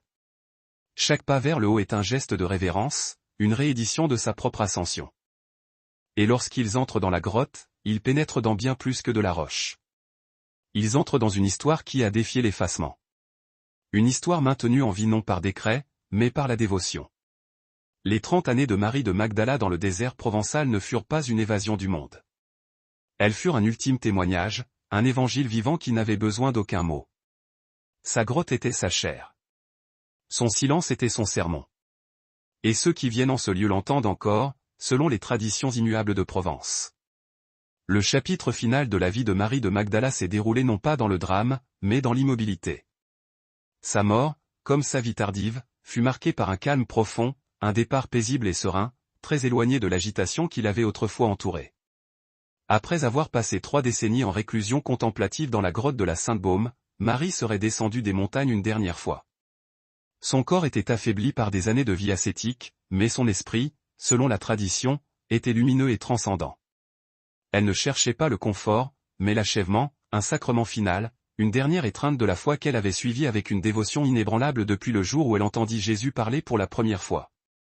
La tradition raconte qu'elle se rendit dans un petit oratoire dans la plaine en contrebas, où Maximin, son compagnon spirituel de longue date et coexilé de Judée, officiait comme prêtre. Là, dans cette humble chapelle, elle reçut l'Eucharistie peut-être pour la première fois depuis de nombreuses années et s'éteignit paisiblement. Aucune foule ne se rassembla, aucun cri de martyr ne retentit. Il n'y avait pas de scribe pour enregistrer l'instant, pas de fonctionnaires ecclésiastiques pour le sanctifier. Et pourtant, pour ceux qui ont porté cette tradition à travers les siècles, sa mort fut aussi sacrée que n'importe quel martyr. Elle ne fut pas marquée par la violence, mais par la transcendance. Ce n'était pas la fin d'une histoire, mais le couronnement d'une vie vécue dans la fidélité absolue à un message qui avait transformé le monde. Ce récit contraste fortement avec les histoires que nous connaissons des autres apôtres. Pierre fut crucifié la tête en bas à Rome. Paul fut décapité. Jacques fut tué par l'épée. Leurs morts furent politiques, publiques et violentes. Marie de Magdala, quant à elle, s'est simplement fondue dans le rythme de la terre. Elle fut enterrée dans une simple crypte connue des fidèles de la région, mais non largement diffusée à une époque où la persécution des chrétiens représentait encore une menace. Une telle discrétion n'était pas inhabituelle. Les premiers chrétiens enterraient souvent leurs morts dans des tombes anonymes ou des lieux cachés pour protéger leurs restes. Dans le cas de Marie, le secret pourrait avoir été à la fois pratique et profondément symbolique. Sa vie avait défié les attentes de son temps. Il était peut-être approprié que sa mort le fasse aussi. Si la datation préservée dans les traditions locales est considérée comme exacte, Marie de Magdala pourrait être décédée vers l'an 70 après J.C., la même décennie qui vit la destruction du temple de Jérusalem par les Romains. Si cela est exact, cela situerait sa mort à un moment de profond bouleversement historique. L'effondrement final. Non seulement la fin tragique de la communauté judéo-chrétienne de Jérusalem, la dispersion forcée des premiers disciples, mais aussi la disparition inéluctable de la ville même qui avait été le berceau de sa foi. Dans cette perspective sombre, la mort de Marie de Magdala revêt une portée profondément symbolique. Ce n'était pas simplement le dernier souffle d'une femme, fût-elle extraordinaire, c'était la fermeture silencieuse d'un chapitre fondamental, la rupture d'un lien vivant et direct avec le Christ lui-même. Elle ne fut pas perdue dans la clameur de la violence ou du martyre, mais s'éteignit dans l'achèvement sacré et lent d'une existence vécue loin de sa patrie, dans l'exil méditatif. Certaines versions de la tradition, émanant de Provence, suggèrent que Marie de Magdala, dans ses dernières années passées dans la solitude de la grotte, vivait retirée du monde. Elle ne partageait que très peu les récits des miracles dont elle avait été témoin ou les enseignements intimes qu'elle avait reçus. Elle ne ressemblait pas à Paul, rédigeant des épîtres pour structurer les communautés naissantes, ni à Pierre, haranguant les foules sur les places publiques. Elle était la gardienne des mystères, la dépositaire d'une mémoire sacrée, allant de ce qu'elle avait vu dans le jardin au matin de la résurrection à ce qu'elle avait entendu des lèvres du Christ ressuscité lors de leur tête-à-tête. Ces vérités n'étaient pas, pour elle, des perles à jeter au monde, c'étaient des réalités à incarner, à vivre, et à chérir dans le silence intérieur. Ce mutisme a souvent été interprété à tort comme une absence de rôle ou l'oubli d'une histoire, mais il était peut-être un choix délibéré, une forme de témoignage différente, ancrée non pas dans la proclamation théologique mais dans la simple et puissante présence. Cependant, ce choix il y eut des conséquences historiques considérables. Parce que Marie de Magdala ne laissa derrière elle aucun évangile portant son nom, parce qu'elle ne fonda pas de communauté organisée sous son patronage, son héritage fut d'une extrême vulnérabilité. L'Église institutionnelle, qui commençait à se focaliser sur la hiérarchie cléricale et la pureté doctrinale, n'avait que faire d'une figure qui enseignait par le silence, qui vivait recluse et qui ne correspondait en rien au moule de l'autorité apostolique masculine. Sa mort, survenue loin des centres de pouvoir, fut passée sous silence dans les textes officiels, non parce qu'elle manquait d'importance spirituelle, mais parce qu'elle manquait d'utilité pratique pour l'agenda émerge. Elle ne mourut pas au service d'un programme politique ou ecclésiastique. Elle mourut comme elle avait vécu, au plus près du mystère, aux marges, mais fondamentalement centrale à l'expérience chrétienne. Certains érudits et mystiques spéculent que Marie de Magdala détenait des enseignements trop ésotériques ou trop intimes pour être conservés par la jeune Église. L'Évangile de Marie, un texte apocryphe exhumé à la fin du XIXe siècle et probablement basé sur des sources du IIe siècle, la décrit comme la bénéficiaire de révélations privées directes de Jésus. Dans cet évangile, lorsqu'elle partage ses enseignements profonds avec les autres disciples, elle est accueillie par un mélange de scepticisme et de jalousie, notamment de la part de Pierre, qui peine à accepter qu'une femme ait reçu une telle illumination.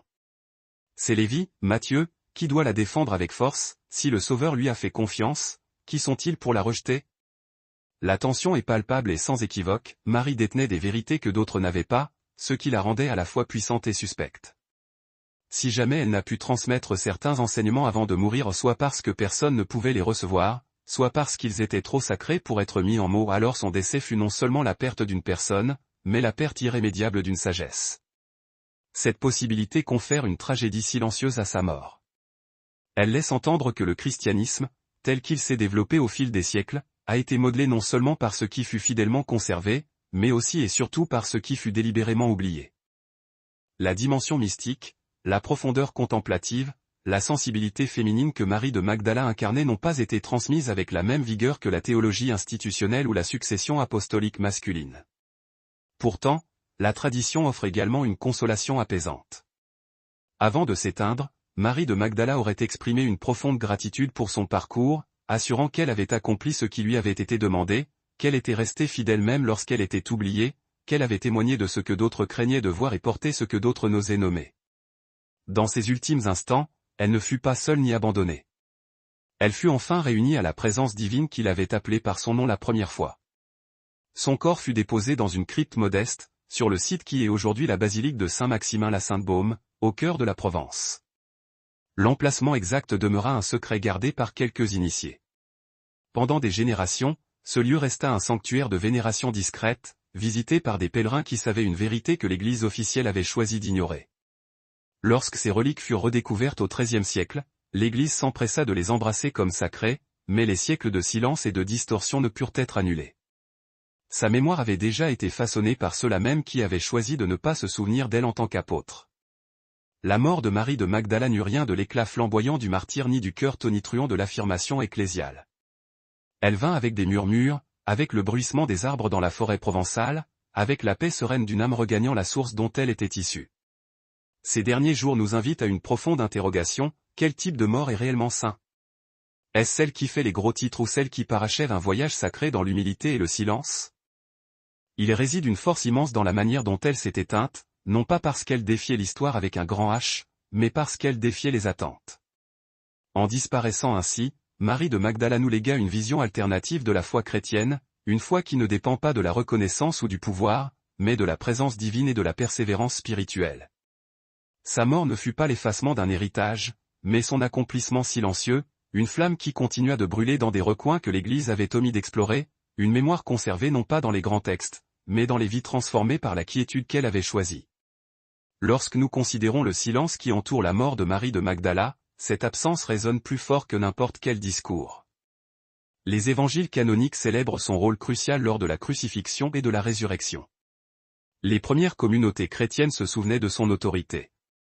Les traditions locales ont jalousement préservé le récit de ces dernières années.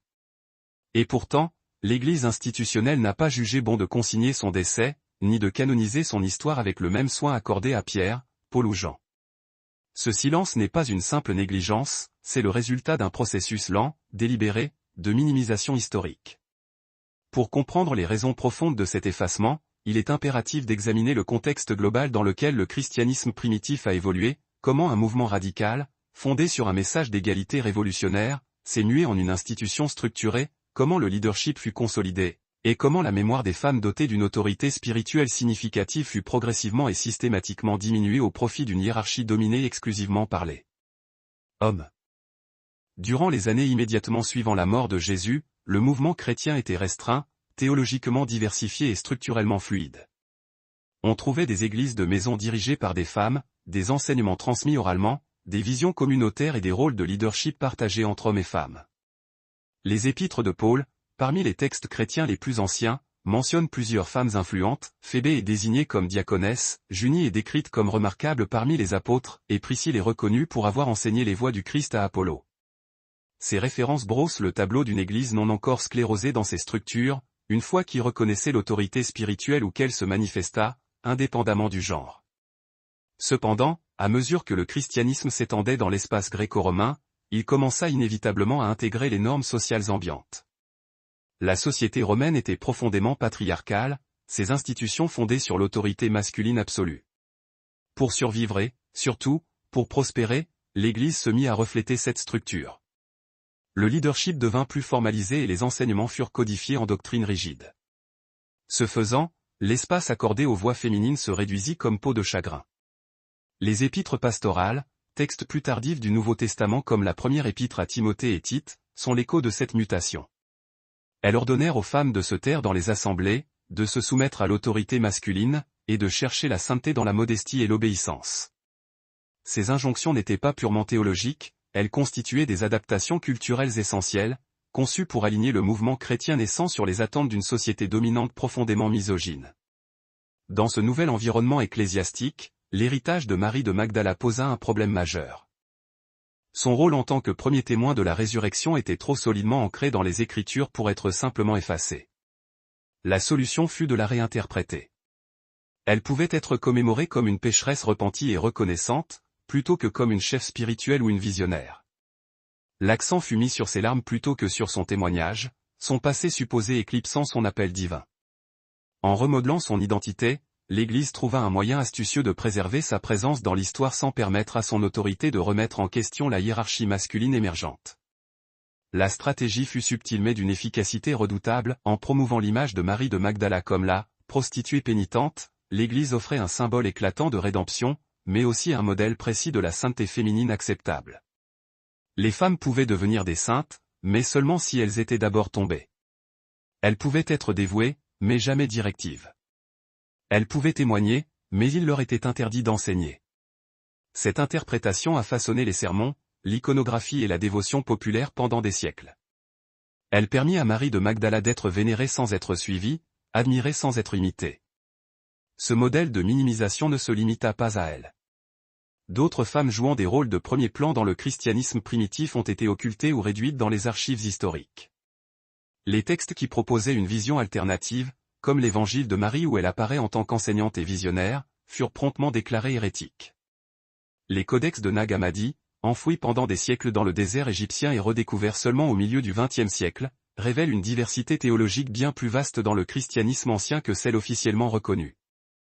Ils prouvent que la suppression de la voix de Marie de Magdala n'était pas un incident isolé, mais s'inscrivait dans un effort généralisé visant à centraliser la doctrine et à uniformiser l'autorité. Rien de tout cela ne s'est produit en un jour. L'effacement de Marie de Magdala n'est pas le résultat d'une conspiration unique et malveillante, mais la conséquence d'innombrables décisions prises au fil des générations concernant les types d'histoires jugées utiles, acceptables ou sûres. Les conciles ecclésiastiques déterminèrent quels textes seraient canonisés. Les évêques décidèrent qui pouvait prêcher et qui ne le pouvait pas. Les écoles théologiques statuèrent quelles idées seraient enseignées et lesquelles seraient condamnées. Dans chacun de ces espaces de pouvoir, les voix des femmes furent progressivement écartées. Ce processus ne fut pas toujours malveillant dans l'intention initiale, mais il fut d'une remarquable constance dans son application. L'ironie de l'histoire veut que l'Église n'ait jamais pu effacer totalement Marie de Magdala. Son histoire était trop fondamentale, sa présence trop incontestable. Elle demeurait dans les évangiles canoniques, hantant le récit officiel par sa vérité dérangeante. Elle réapparut dans les écrits mystiques, dans les légendes locales et dans la vie de saintes qui voyaient en elle le reflet de leur propre aspiration spirituelle. Sa mémoire fut entretenue par les gens mêmes que l'Église ignorait souvent, paysans, pèlerins, et contemplatifs. Ils n'avaient pas besoin de la doctrine pour reconnaître sa sainteté, ils la ressentaient dans le silence de sa grotte, dans le mystère de son absence et dans l'ardent désir d'une foi qui incluait leur propre voix. Aujourd'hui encore, la tension demeure irrésolue. L'Église catholique romaine reconnaît officiellement Marie de Magdala comme « apôtre des apôtres », un titre restauré ces dernières années, mais les implications complètes de cette reconnaissance restent à embrasser. Si elle était vraiment une apôtre, si Jésus lui-même l'a choisie comme première messagère de la résurrection, alors pourquoi les femmes sont-elles toujours exclues de la prédication, du leadership et du service à l'autel ? L'histoire de Marie de Magdala met à nu la contradiction entre ce que l'Église proclame et ce qu'elle pratique. Elle révèle le coût de l'oubli et le prix du silence historique. Son effacement n'était pas seulement une question de genre, c'était une question de pouvoir. Marie de Magdala incarne une forme d'autorité spirituelle qui n'a pas besoin de l'ordination ou de l'institution. Elle fut choisie non par un concile ecclésiastique, mais par le Christ lui-même. En elle, nous voyons un modèle de leadership enraciné dans la présence et non dans la position, dans la mémoire vécue et non dans les monuments érigés. Ce type d'autorité est structurellement difficile à contrôler, et c'est précisément la raison de sa suppression. Mais la vérité trouve toujours son chemin de retour. La redécouverte des textes antiques, l'essor de la théologie féministe, la prise de conscience croissante des voix marginalisées, tous ces mouvements concourent à ramener Marie de Magdala dans la lumière. Son histoire nous met au défi de demander, qui a le droit de parler au nom de Dieu, qui est habilité à témoigner, et quelle mémoire choisissons-nous de conserver ? L'Église n'a pas oublié Marie de Magdala par inadvertance. Elle a choisi une histoire différente, plus conforme à ses nécessités. Mais nous avons maintenant l'opportunité de choisir à nouveau. En faisant cela, nous ne faisons pas que récupérer son récit, nous récupérons une part essentielle du nôtre. Nous reconnaissons que la foi n'est pas la propriété exclusive des puissants, que la vérité divine ne se trouve pas toujours dans les cathédrales, mais parfois dans les grottes des ermites, et que les voix réduites au silence par l'histoire continuent de résonner dans le cœur de ceux qui écoutent. Marie de Magdala n'a jamais été véritablement perdue. Elle attendait seulement d'être rappelée, d'être entendue, d'être restaurée à sa juste place dans l'histoire de la foi chrétienne. Et si la disparition de Marie de Magdala du récit central du christianisme n'était pas seulement une manœuvre politique visant à consolider la hiérarchie, mais un bâillon délibéré placé sur un savoir spirituel trop avant-gardiste? Au-delà de son rôle incontestable de témoin de la résurrection, de disciple aimé et de compagne de Jésus, les textes anciens suggèrent qu'elle fut la détentrice d'enseignements ésotériques d'une profondeur sidérante. Ces enseignements étaient de nature mystique, intérieure et profondément personnelle. Ils ne cadraient absolument pas avec les cadres rigides que l'Église institutionnelle naissante s'efforçait d'établir. Ils parlaient moins de règles à suivre et davantage d'expériences directes, et pour cette raison même, ils représentaient un danger existentiel pour les systèmes de pouvoir bâtis sur la hiérarchie, le dogme et l'uniformité. Lorsque la bibliothèque de Nag Hammadi fut découverte en Haute-Égypte en 1945 au cachet dans des jarres en terre cuite pendant plus d'un millénaire, où elle provoqua une onde de choc à travers les mondes académiques et religieux. Ces 52 textes, rédigés en copte et traduits à partir d'originaux grecs bien plus anciens, révélaient une branche radicalement différente du christianisme primitif, souvent appelé gnostique. Ces écrits mettaient l'accent sur la gnosie, la connaissance intérieure, l'expérience directe du divin, et la conviction que l'éveil n'était pas conféré par une institution, mais éveillé au plus profond de l'âme. Dans plusieurs de ces documents gnostiques, Marie de Magdala apparaît comme une figure centrale, non pas comme un personnage secondaire ou une pécheresse repentie, mais comme une enseignante, une visionnaire et une confidente privilégiée de Jésus. L'évangile de Marie, bien que fragmenté, révèle un récit puissant. Les disciples y sont désemparés après l'ascension. Marie se lève pour les réconforter et commence à raconter des enseignements complexes que Jésus lui avait transmis en privé. Ces révélations ne sont pas de simples paraboles, mais des exposés élaborés sur la nature de l'âme, le chemin de l'ascension spirituelle et le dépassement des puissances internes et des peurs. Ces paroles rencontrent une vive résistance. André rejette sa vision comme étrange. Pierre, de manière véhémente, met en doute qu'une femme ait pu recevoir de telles faveurs, demandant pourquoi le Sauveur lui aurait parlé en privé, à elle, et non à eux, les piliers. C'est alors que Lévi intervient pour la défendre, lançant cette réplique cinglante, « Si le Sauveur la jugeait digne, qui êtes-vous pour la rejeter ?» La tension est limpide, sa connaissance était contestée non parce qu'elle manquait de vérité, mais à cause de son identité, une femme. Il y a ensuite l'évangile de Philippe, un autre codex de Nag Hammadi, riche en symbolismes souvent obscurs. Cependant, un passage a nourri des siècles de spéculations intenses. Il y est fait référence à Marie de Magdala comme la « compagne » de Jésus, utilisant le terme grec koinono, qui peut signifier partenaire, associé ou celle qui partage. Le texte indique que Jésus l'aimait plus que tous les autres disciples et il l'embrassait souvent sur la bouche. Le manuscrit étant endommagé précisément à cet endroit crucial, les interprétations abondent. Était-ce un baiser symbolisant une profonde communion spirituelle? Était-ce littéral? Impliquait-il une relation romantique? Nous ne saurons peut-être jamais. Ce que nous savons, c'est que les autres disciples se montraient visiblement troublés par cette proximité et interrogeaient la préférence marquée de Jésus pour elle. Une fois de plus, nous trouvons une femme au centre du cercle intérieur de Jésus, et une fois de plus, les autres réagissent non avec admiration, mais avec une jalousie amère. La Pistis Sophia, la foi sagesse, un texte gnostique plus long et complexe, va encore plus loin. Dans ce dialogue théologique dense entre Jésus ressuscité et ses disciples, Marie de Magdala pose plus de questions que tous les autres réunis. Elle est dépeinte comme celle qui comprend intuitivement, celle qui voit au-delà des apparences superficielles. Jésus loue son discernement à maintes reprises, la qualifiant de « bienheureuse » et affirmant qu'elle sera « comblée dans tous les mystères ». Dans ce récit, elle n'est pas seulement une réceptrice passive de l'enseignement, mais une partenaire active dans la révélation divine, une interprète qui déchiffre le sens caché derrière les mots. Ces textes, bien que remplis de métaphores complexes et de couches cosmologiques qui peuvent sembler éloignées de la simplicité des évangiles canoniques, sont vitaux. Ils préservent, même voilés, la mémoire d'un christianisme qui n'était pas encore centralisé, pas encore figé en dogme. Un christianisme où les femmes pouvaient être des autorités spirituelles, où l'expérience mystique était honorée, et où le voyage de l'âme était un chemin personnel plutôt qu'une doctrine à obéir aveuglément. Dans ce monde-là, Marie de Magdala n'est pas une figure de la honte, mais de la sagesse, non pas quelqu'un qui fut sauvé, mais quelqu'un qui guide. La raison de l'enfouissement de ces textes n'est pas difficile à trouver. À mesure que le christianisme devenait la religion de l'Empire, l'unité et le contrôle devinrent plus cruciaux que la diversité. L'orthodoxie fut imposée non seulement par la persuasion, mais par l'exclusion. Les conciles déterminèrent quels écrits étaient acceptables. Les évêques contrôlèrent la croyance. Les hérésies furent définies et ceux qui suivaient des chemins alternatifs furent catalogués comme dangereux. Les textes gnostiques, avec leur insistance sur la connaissance intérieure et leur mise en avant des chefs spirituels féminines, furent parmi les premiers à être éliminés. Les inclure aurait nécessité une pluralité de voix que la structure émergente de l'Église ne pouvait absolument pas tolérer. Il est essentiel de noter que tous les textes gnostiques ne portaient pas sur ou n'étaient pas écrits par des femmes. Mais ceux qui magnifient Marie de Magdala accomplissent quelque chose d'extraordinaire, ils remettent en cause la structure même de l'autorité. Ils suggèrent que la vérité divine n'est pas transmise par une institution, mais révélée par la transformation personnelle, que le salut n'est pas une simple obéissance, mais un éveil, et que la sagesse peut émerger du féminin, de l'intuition, de la présence. Dans ces récits, Marie de Magdala devient le réceptacle de vérités trop profondes pour les esprits littéraux, trop indomptables pour le dogme. Les pères de l'Église étaient conscients de l'existence de ces textes. Ils les critiquèrent, les rejetèrent et mirent en garde les fidèles contre leur influence. Mais ce qu'ils craignaient n'était pas seulement une mauvaise théologie.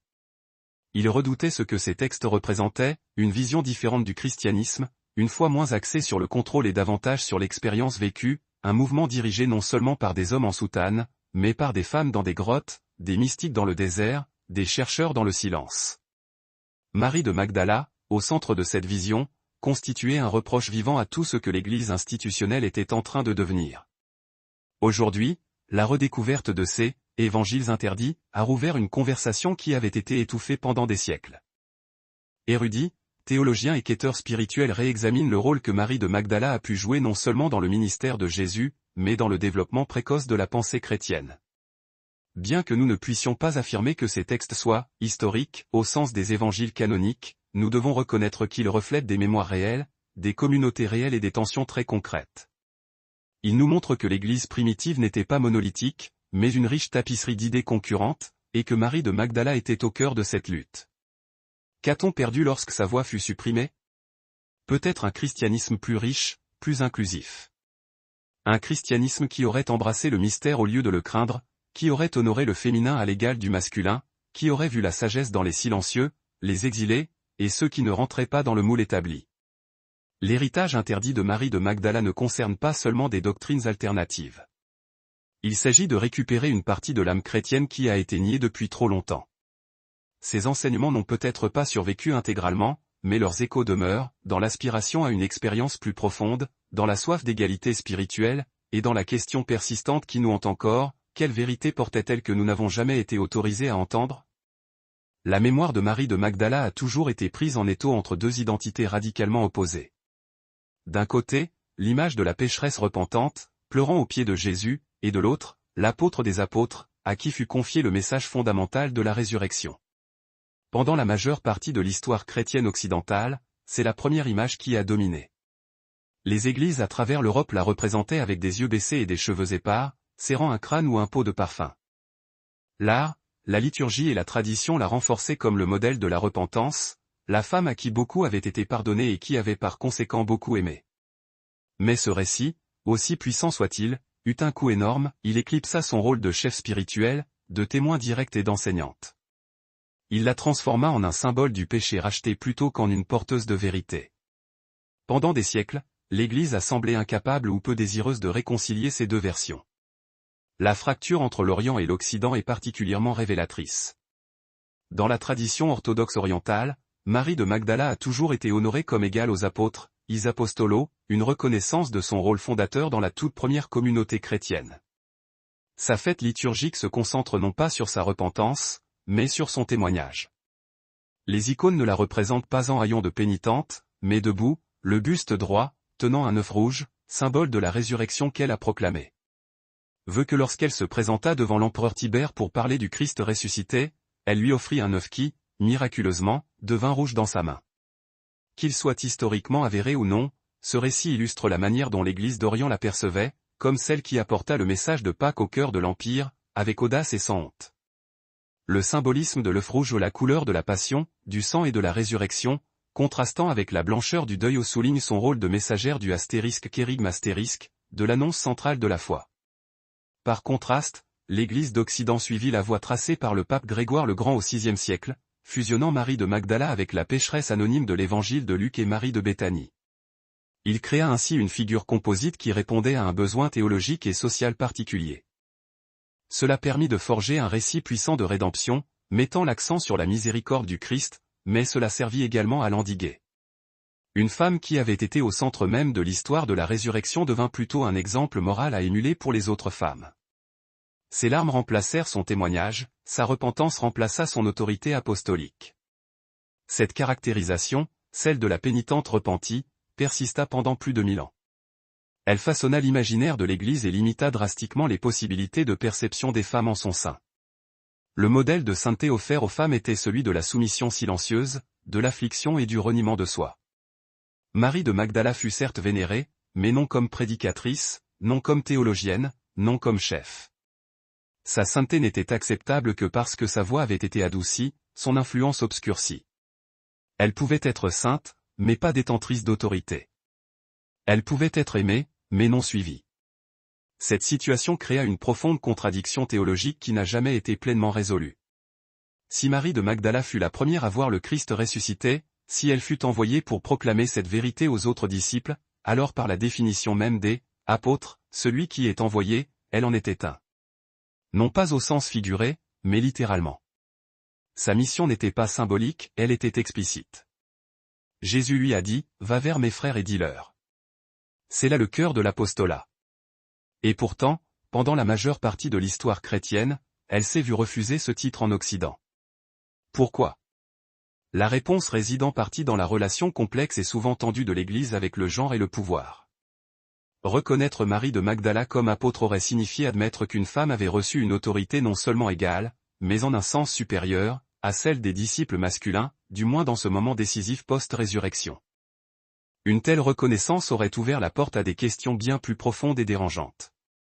Si elle était apôtre, pourquoi les autres femmes ne pouvaient-elles pas être ordonnées? Si elle enseignait, pourquoi les femmes furent-elles plus tard interdites de parole dans les églises? Si elle dirigeait, pourquoi le leadership féminin était-il systématiquement supprimé? La voie la plus sûre pour l'institution ecclésiale fut de réinterpréter son rôle d'une manière qui éludait ses implications inconfortables. Au cours des dernières décennies, cependant, cette position a commencé à évoluer sous l'impulsion de l'exégèse historico-critique et d'un intérêt renouvelé pour l'Église primitive. Les théologiens ont commencé à remettre en question la confusion traditionnelle de Marie de Magdala avec d'autres figures féminines. Ils ont souligné les distinctions textuelles clairement établies dans les évangiles. Ils ont examiné le grec original, le contexte culturel du 1er siècle, ainsi que les schémas d'identification et de dénomination. Leur conclusion fut sans équivoque, Marie de Magdala n'était ni la femme pécheresse de Luc 7, ni la sœur de Lazare. Elle était une personne à part entière, dotée de sa propre histoire, suffisamment puissante pour se suffire sans emprunter des récits annexes. Cette réévaluation académique a fini par atteindre les plus hautes sphères de l'Église.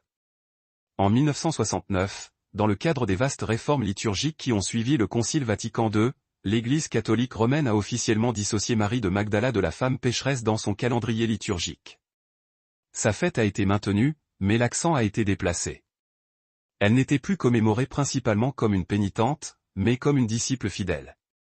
Et en 2016, le pape François a franchi une étape supplémentaire. Il a élevé sa commémoration de simple « mémoire » à « fête » à part entière, la plaçant ainsi sur un plan de parité liturgique avec les apôtres.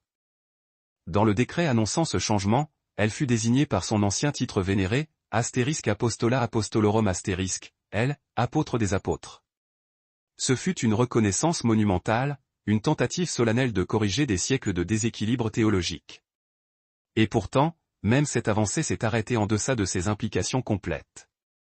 Si Marie de Magdala était honorée, les restrictions structurelles imposées aux femmes au sein de l'Église demeuraient, elle était élevée en tant que modèle spirituel, mais les femmes restaient exclues du ministère ordonné. Cela a créé une tension non résolue. Si Marie de Magdala avait été choisie par le Christ pour annoncer la vérité suprême, Pourquoi les autres femmes n'étaient-elles pas jugées dignes de diriger? Si elle avait proclamé la résurrection aux apôtres, pourquoi les femmes d'aujourd'hui ne pouvaient-elles pas prêcher depuis la chair? Certaines confessions chrétiennes ont pris l'héritage de Marie de Magdala plus au sérieux.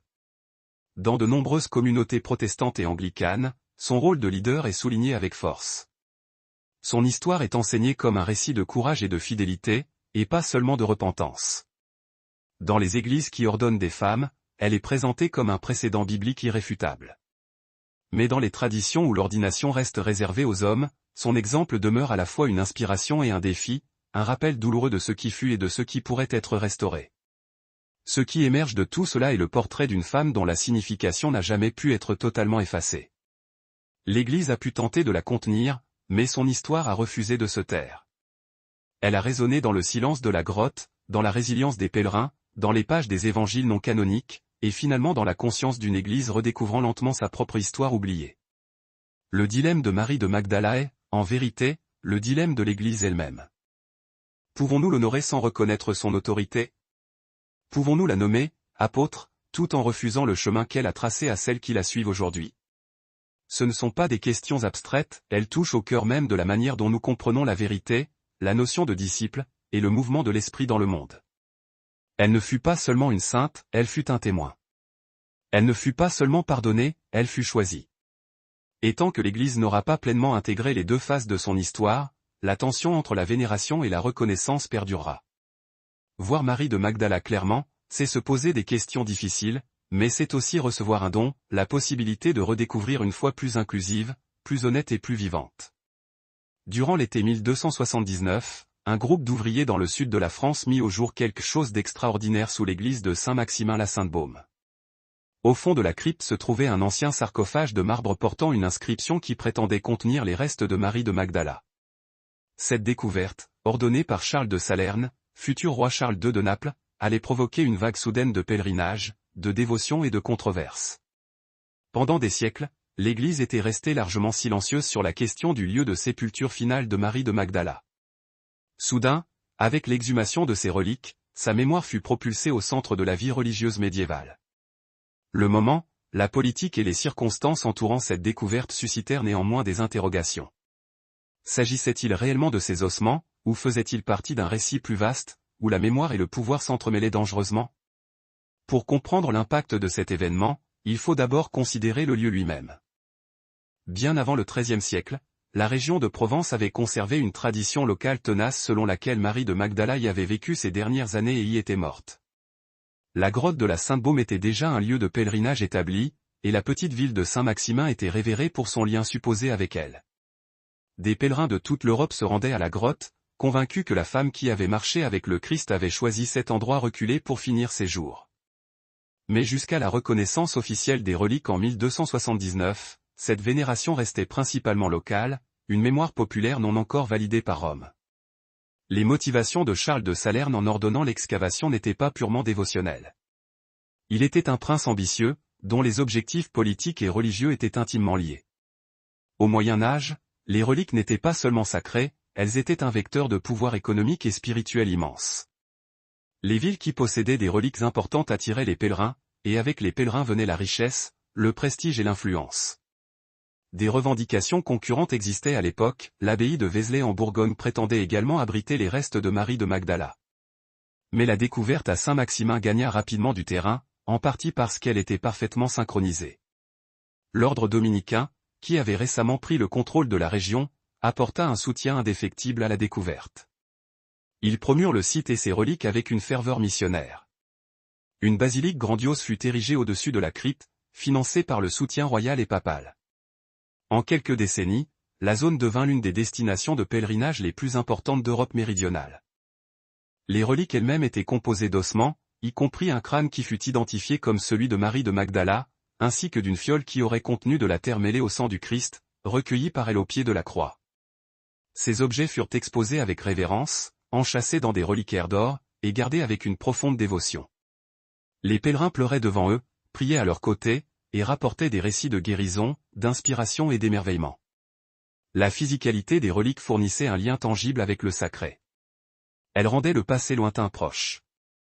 Pour beaucoup, elles étaient la preuve que Marie de Magdala n'avait pas été oubliée, que sa sainteté avait laissé une marque indélébile sur la terre elle-même. Pourtant, d'un point de vue moderne, l'authenticité de ces reliques est difficile, voire impossible, à confirmer. Le Moyen Âge connut une prolifération de reliques à travers l'Europe, si bien que même les croyants les plus dévots commençaient à se demander comment chaque ville pouvait posséder un fragment de la vraie croix ou un ossement d'un saint majeur. La concurrence entre les églises pour attirer les pèlerins créait de fortes incitations à découvrir, à fabriquer ou à embellir des reliques. Sans les outils médico-légaux modernes, il n'y avait aucun moyen de vérifier si les restes appartenaient à Marie de Magdala ou à quelqu'un d'autre. La découverte à Saint-Maximin, bien qu'enracinée dans une tradition locale, s'alignait donc idéalement sur les intérêts politiques et économiques de l'élite dirigeante et des ordres religieux en quête d'influence. Mais cela signifie-t-il que les reliques étaient une fraude? Pas nécessairement. Même si les ossements ne peuvent être prouvés comme étant les siens, la vénération qu'ils ont inspirée nous révèle quelque chose de vital sur le besoin humain de mémoire, de présence, de symbole physique du sacré. Les reliques ont donné aux gens un moyen de se connecter à une femme dont l'histoire avait été ensevelie par le temps. En honorant les reliques, ils l'honoraient elle, et revendiquaient une place pour elle au sein de la foi vivante de l'Église. La basilique est devenue non seulement un monument dédié à des ossements, mais à la persistance de la dévotion, une affirmation publique que Marie de Magdala importait, même si l'Église institutionnelle l'avait autrefois négligée. Des preuves archéologiques ajoutent de la complexité au récit. Les fouilles ont montré que le site de Saint-Maximin était utilisé comme lieu de sépulture bien avant le XIIe siècle, ce qui suggère que la vénération de Marie de Magdala dans la région pourrait bien être antérieure à la découverte des reliques, soutenant l'idée que la tradition n'a pas été simplement inventée par opportunité politique. De plus, la taille et la splendeur architecturale de la basilique, la deuxième plus grande de Provence, témoignent de la profondeur de la croyance de ceux qui l'ont bâtie et visitée. Puis vint la Révolution française. Comme pour de nombreux sites religieux de cette période, la basilique fut profanée, ses trésors pillés et ses reliques dispersées ou cachées. L'église fut transformée en entrepôt.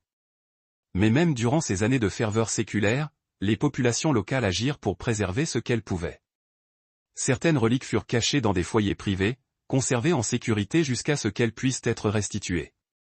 Après la fin de la Révolution, la basilique fut restaurée, les reliques revrament remises en place, et les pèlerinages reprirent. Le peuple n'avait pas oublié.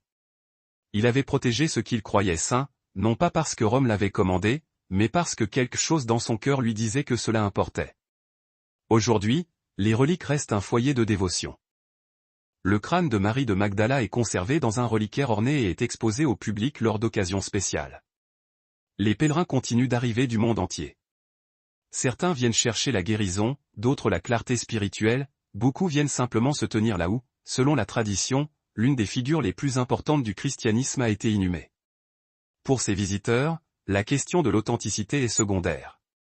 Ce qui compte n'est pas de savoir si les ossements peuvent être prouvés, mais si la mémoire est maintenue vivante. Les reliques sont réelles de la manière dont toutes les choses sacrées le sont, non pas parce qu'elles peuvent être mesurées, mais parce qu'elles sont portées dans le cœur des fidèles. La question demeure, ces restes étaient-ils vraiment ceux de Marie de Magdala? Nous ne le saurons peut-être jamais avec certitude. Mais ce n'est peut-être pas la question la plus importante.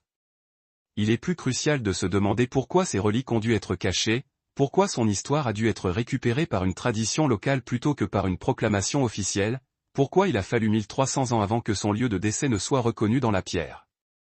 Les reliques sont peut-être des fragments d'os, mais elles sont aussi des fragments de vérité, de petites pièces d'une histoire bien plus vaste qui faillit être perdue.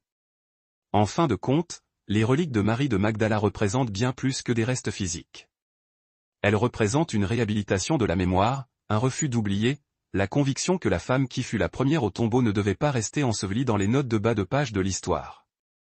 Qu'elle soit sainte, apôtre, mystique, ou les trois à la fois, sa vie et son héritage continuent d'attirer ceux qui cherchent une vérité plus profonde. Et c'est peut-être là le plus grand des miracles.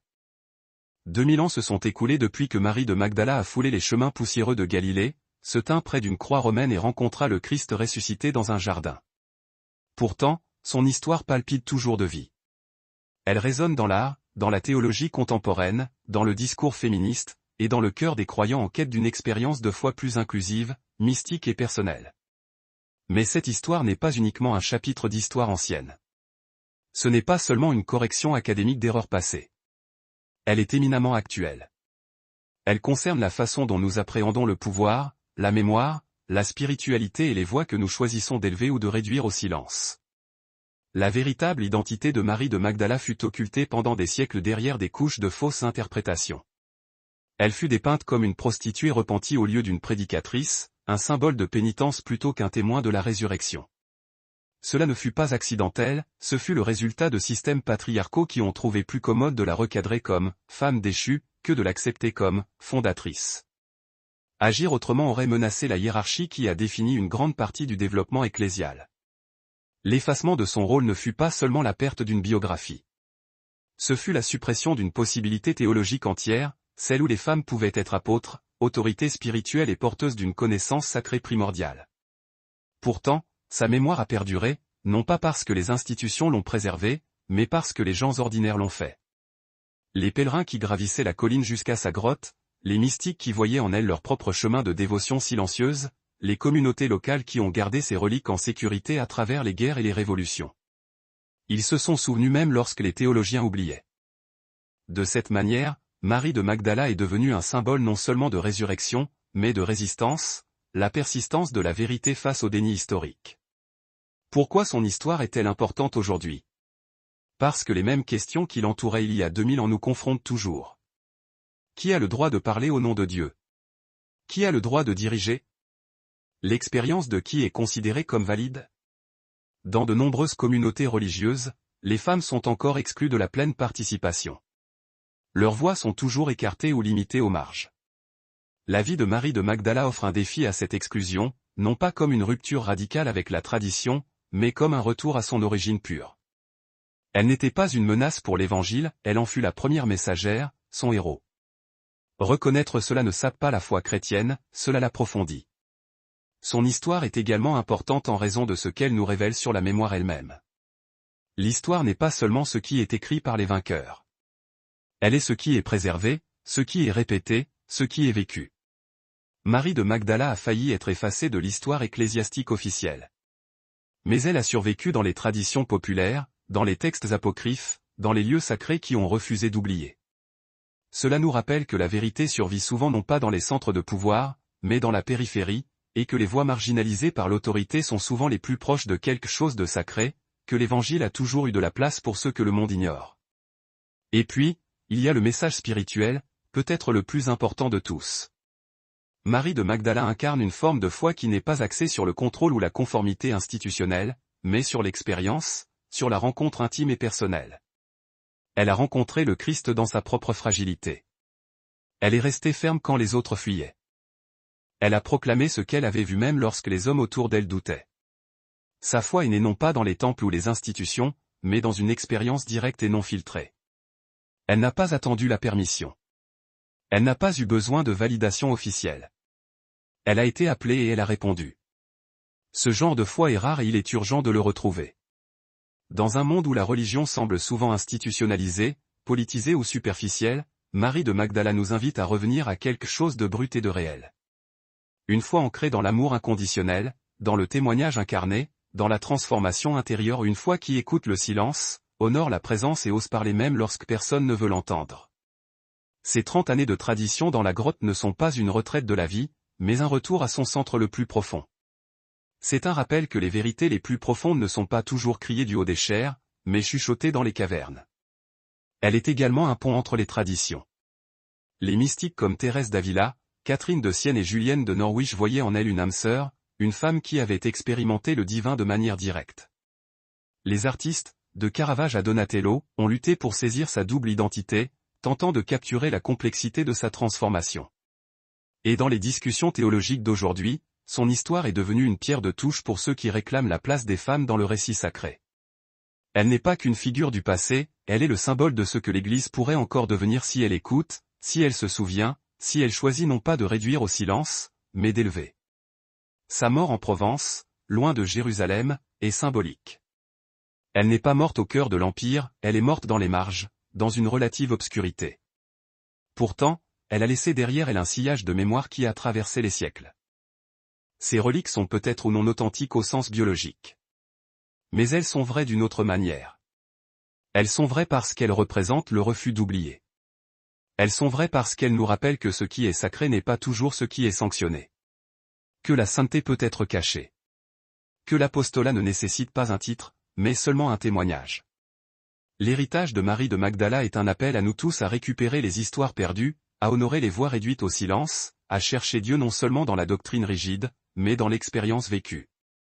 Elle nous rappelle que l'Évangile a commencé non pas avec le pouvoir, mais avec la présence, non pas avec une structure, mais avec un témoignage, non pas avec un trône, mais avec un jardin.